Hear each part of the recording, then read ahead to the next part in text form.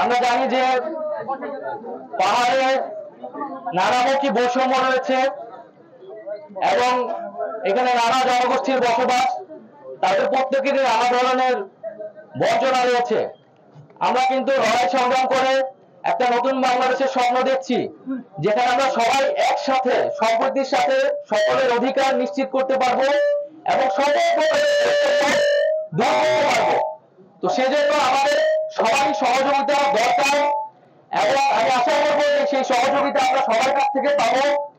এখানে বাঙালি মধ্যে ভেদাভেদ, বিভক্তি, দূরত্ব তৈরি করলে অনেক সুবিধা নিতে চায়, আমরা তাদের কোনো ধরনের সুবিধা নেওয়ার সুযোগ করে দেব না। এবং আমরা বলবো যে পাহাড় সমতল সব মিলিয়ে কিন্তু বাংলাদেশ, এই পাহাড়ও আমার, এই সমতলও আমার, সবাই বাংলাদেশের নাগরিক এবং সকল নাগরিকের অধিকার সমান।